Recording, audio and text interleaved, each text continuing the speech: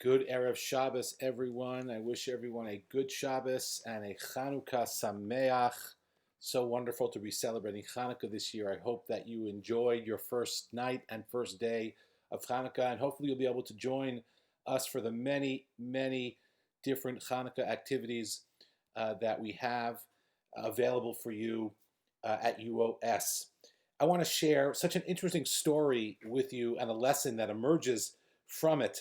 Rabbi Shlomo Luria was one of the great Torah luminaries of the 16th century. He wrote a very important book called the Yam Shel Shlomo, and he writes in his introduction to that book that he believes that God sent him a message that he should continue to offer halachic rulings, that he should continue to teach Torah. And he says, in giving some details, via a candle, I was given the strength from above, saying, engage in Torah and rule on matters of what is permitted and what is forbidden. So what happened in his study? What was the sign? So the legend goes like this. One night, Rav Shlomo Luria was writing his Yam Shel Shlomo, and he had only a small candle, and it was about to go out. But, and I'm sure you figured out where this is going, nevertheless, the candle lasted for many, many hours. In fact, longer than 3 or 4 candles would have normally lasted. And this, he said, signaled to him that God was with him in his Torah endeavors. So, of course, Rabbi Shlomo Luria's candle lasting longer than it was supposed to has obvious Chanukah connotations.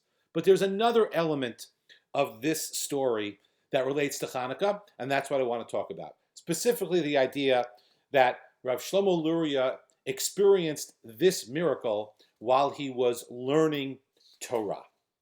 Many of us think that Hanukkah is about the battle against the Syrian Greeks and the miracle of the oil. But if we look at Hanukkah a little carefully, we could expose a third front, if you will, of the Hanukkah story, which defines the nature of the day and heightens its relevance for us. Of course, Hanukkah is about salvation, God's salvation, and we read about that timeless message in the Al Hanisim. But if we pay very careful attention to the Al Hanisim, we also read that part of what was going on that time was an attempt lahashkicham Toratecha, to have us, the Jews of that time, forget the Torah. And we declare victory, and we say that God handed over Zedim biyad oskei Toratecha, the insolent sinners, into the hands of the diligent students of Torah. So why does it matter whether or not the fighters were students of Torah? In a battle, everyone is equal, comrades in arms. So I think what's going on here is a message in the Al Hanisim that we're not only talking about the battle, the physical battle, there was something else going on, and that was the fight for Torah itself, the struggle against those who did not wish for us to have the Torah. They wanted us to forget the Torah.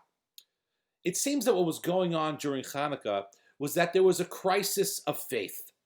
Some of the Jews at that time, they're called the Hellenists, did not believe that the Torah was up to the task of offering relevant and meaningful direction for the lives of the Jewish people.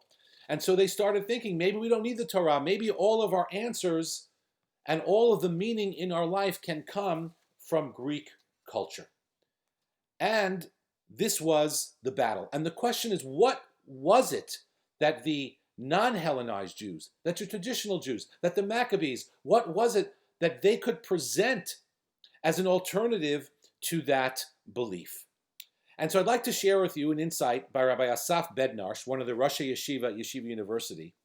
And he notes that while there was a battle going on as to whether or not Judaism could withstand the onslaught of Greek philosophy, the answer, of course, was yes, that Judaism does contain those answers. And that throughout history, Judaism, our Torah, has shown its resilience and its applicability and the ability to withstand challenges from all ideologies. The question is, where does that strength come from? And the answer is, it comes from the Torah shebe'al peh, the oral law. The oral law is our magic bullet. It's our secret weapon. In the words of Rabbi Moshe Shmuel Glasner, who was a fascinating figure, the rabbi of Klosenberg, he was Hungarian. He writes in one of his works where he's explaining the nature of the oral law. He says the nature of the oral law was to make sure that the Torah was as follows: that the Torah was transmitted orally and forbidden to be written down, was not to make the Torah unchanging and not to tie the hands of the sages of every generation from interpreting scripture according to their understanding. The purpose of the oral law, what I call the magic bullet and the secret weapon of the Jewish people, was to make sure that the Torah could answer all the questions of every time and every place. What Rabbi Glasner writes about is why Hellenism was defeated. The oral law can be applied and molded and forged to all the issues of the day. The written law has no such malleability. The power of the oral law of the Torah Sheba'al Peh was what was able to convince the Jews of that time of the relevance of the Torah. And it is that same ability that allows us, living in a very different time and a very different place, to continue to derive inspiration and guidance from our Torah. The Torah's light always shines for us, always illuminates for us. The oral Torah answered the call during the time of the Maccabees, and as Rabbi Glasner so beautifully stated, it can continue to serve as our guide. What's unique about the oral law is that it requires our input. The written Torah is sealed. The oral law, on the other hand, continues to develop and continues to be applied. It's up to us to study it and to apply it. It is the oral law that has provided guidance for us in the realm of medical ethics, technological advances, and social unrest. It is the oral law that has given synagogues and communities direction as to how to respond to the unprecedented challenges of the coronavirus pandemic. Remember the split Seder idea we had on Pesach? All of the adjustments we made for the high holidays, how we are supposed to abridge services, whether to open, whether to close. Hanukkah is a time to redouble our commitment to the study of Torah, specifically Torah Sheba'al Peh, the oral law. I'll close with the powerful, powerful words of Rabbi Soloveitchik. He suggests that we add another Ani Ma'amin, another declaration of faith. What does this Ani Ma'amin say, he asks?